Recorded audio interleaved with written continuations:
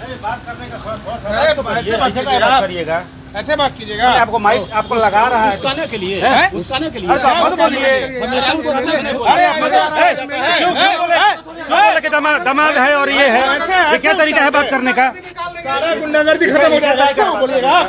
बोलने का तरीका है, जो बोले कि दमाद हो और ये हो, जो बोले आप बोले कि दमाद हो, बोलने का तरीका है। आप बोले कि दमाद हो, मेरे ये तरीका कौन विधायक हो, तरीका से बात करिए। फिर वही बात, फिर वही बात। चलिए आप अंदर बोलने का तरीका है। वो जिला का पत्रकार मत समझना, वैसा मत समझिएगा।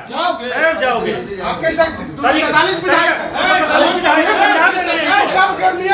नमस्कार, आप देख रहे हैं स्टार बिहार खबर।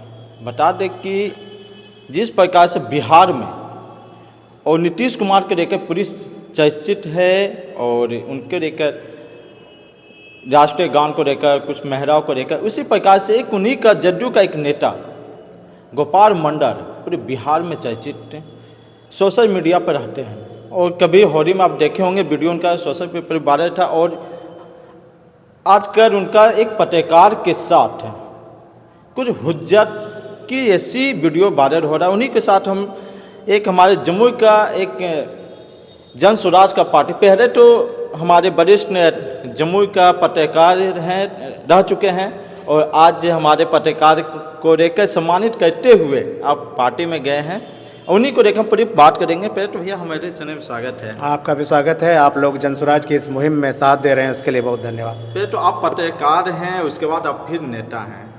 आप गोपाल मंडल को लेकर, गोपाल मंडल पत्रकार के साथ हुज्जत कर देता, क्या लगता है कि गोपाल मंडल नीतीश कुमार के जैसे तो नहीं हो गए? देखिए, नीतीश कुमार जो थे तो एक कहानी आपने सुनी होगी कि एक बच्चा पेशाब कर रहा था और शिकायत करने परिवार के कुछ लोग गए तो देखा कि पिताजी उसका छप्पर पर चढ़ के पेशाब कर रहा है। तो नीतीश कुमार जो है वो विधानसभा में महिलाओं पर इतनी अभद्र टिप्पणी कर चुके हैं जो बोला नहीं जा सकता है। तो गोपाल मंडल उन्हीं के विधायक हैं, तो उन्होंने कहा कि जब वो कर रहे हैं तो उन्होंने शुरू कर दिया। तो पहले वो ट्रेन में अंडरवियर पहन के घूम रहे थे, और जब जवाब पत्रकार पूछता है तो बेशर्मी से बोलते हैं पेट खराब हो गया। तो आप ट्रेन में और महिला चल रही है, वो किसी के बाबूजी का तो मकान है नहीं कि आप अपना अंडरवियर पहन के घूम रहे हैं। किसी के सम्मान का ख्याल करना चाहिए। उसके बाद फिर उन्होंने किया, यहाँ पर मंच पर जिस तरह से गंदी बात कही उस बात को दोहराया नहीं जा सकता है। और अब पत्रकार पर हमला, तो एक बात आप जान लीजिए, पत्रकार छोटा हो बड़ा हो, पत्रकार पर हमला तब शुरू होता है जब किसी का अंत निकट आता है। कहीं कहीं पत्रकार चौथे स्तंभ माना जाता है और उस पर हमला ऐसे होता है तो उसको लेकर क्या?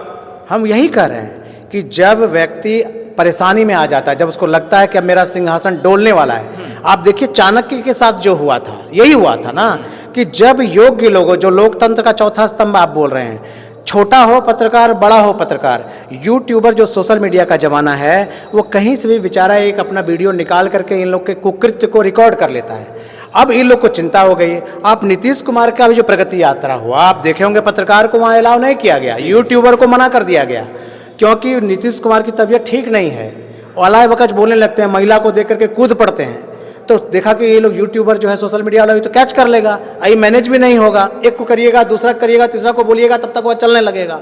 तो इन लोगों ने कहा कि यूट्यूबर को बैन करो। तो गोपाल मंडल जो गंदी बात बोल रहे थे या गंदा काम कर रहे थे, तो पत्रकार ने ही दिखाया, यूट्यूबर ने ही दिखाया। गुस्सा उनका चरम पर है, अपना कार्रवाई तो कर नहीं सकते हैं। तो आप सोचिए कि पटना में जहां मुख्यमंत्री बैठते हैं, वहां जदयू कार्यालय में, जैसा आप लोगों ने बताया, गोपाल मंडल ने आज पत्रकारों को जिस तरीके से अभद्र टिप्पणी किया, अभद्र व्यवहार किया, तो बीजेपी कम जिम्मेवार है। नीतीश कुमार तो विधानसभा में महिला पर गंदा गंदा बोलते रहे, तो गोपाल मंडल उनका चेला है, तो दोनों गुरु चेला गंदा गंदा बोल रहे हैं। लेकिन बीजेपी जो भीष्म पितामह की भूमिका में है, तो आपने अगर चुपचाप ये सब अपमान देखा है, चाहे पत्रकार का अपमान हो चाहे वो नारी का अपमान हो, तो आपको भी बाण की सैया पर लेटना होगा। आपका अस्तित्व बिहार से मिट जाएगा, क्योंकि आपने सत्ता के लिए ऐसे गंदे लोगों का साथ दिया जो नारी और पत्रकार दोनों का अपमान कर रहा है। इसका मतलब है कि इन लोगों का अंत निकट आ गया, और जब अंत निकट आता है तो दिया फकफकाने लगता है।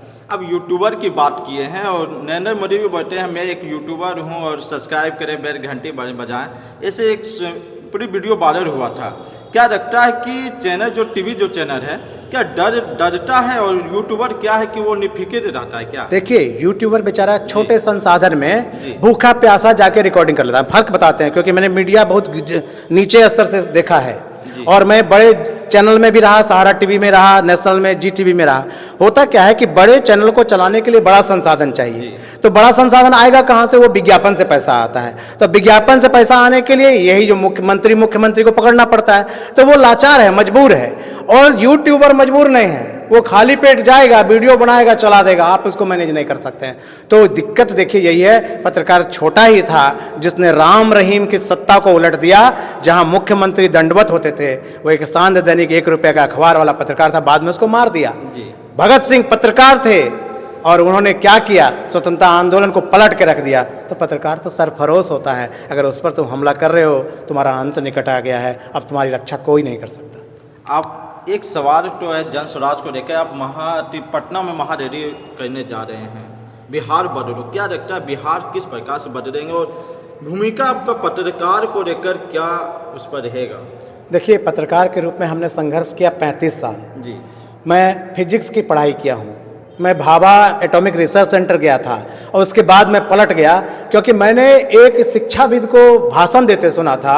उन्होंने कहा था कि आपकी शिक्षा तभी सफल है जब उसका लाभ आपके आस पड़ोस और समाज को मिलता हो। और मैंने उसी समय तय कर लिया कि मैं नौकरी करने नहीं जाऊंगा। मैं समाज के किसी भी व्यक्ति, चाहे वो जीव, आदमी हो या जानवर हो, उसके लिए इंसान होने के नाते इंसानियत का फर्ज निभाते हुए समाज सेवा करूंगा। और मैं उसी में संघर्ष करने लगा। तो उस संघर्ष के दौरान भी हमने देखा कि 35 साल में बिहार में कुछ नहीं बदला। ये लोग लगातार, नीतीश और लालू कभी एक साथ होते हैं, कभी अलग होते हैं, और इस तरह से जनता को दिग्भ्रमित करके जात और धर्म की राजनीति, एक MY समीकरण करता है। आप देखिए, इस बार ईद में कहीं पर ईद मिलन हुआ? किसी, आप पता कर लीजिए, आप यूट्यूबर हैं, मैंने देखा है 30 साल में ये लोग जब तक MY समीकरण जब तक राज करते थे तब तक ये लोग ईद मिलन करते थे। अरे जब तुमको समाज में भाईचारा निभाना है, हिंदू मुस्लिम को एक समझते हो, तो तुम ईद मिलन अभी भी करते। जब हम भूखे हैं तब भी, और जब राजा हैं, जब हम सुख में हैं तब भी, दोनों स्थिति में ईद मिलन करना चाहिए था। आपने नहीं देखा होगा राजद वाले जो MY, वो लोग मुसलमान को यूज किए। आप देखिएगा जमुई के क्षेत्र में, झाझा में जाके देखिए, वहाँ जब मुस्लिम कैंडिडेट खड़ा होता है वो हार जाता है और यादव कैंडिडेट को बेचारा मुसलमान लोग वोट करता है। मुसलमानों की क्या स्थिति बदली? तो जाति और धर्म के नाम पर इन लोगों ने, एक ने बीजेपी के साथ दे करके, एक ने मुसलमानों को अपना कह करके बिहार को लूटा, और इन 5 दलों ने बिहार को तहस नहस कर दिया है। प्रशांत जी अंतिम उम्मीद है, क्योंकि इतना ही लोग मजबूत हो गया है, ये लोग कंस और रावण की भूमिका में इतना शक्तिशाली हो गया है कि आम आदमी, अकेला आदमी, एक विधायक कुछ नहीं कर सकता। प्रशांत जी 243 सीट पर आ रहे हैं, व्यवस्था परिवर्तन करेंगे तभी बिहार बदलेगा, अन्यथा अंतिम सांस ले रहा है बिहार।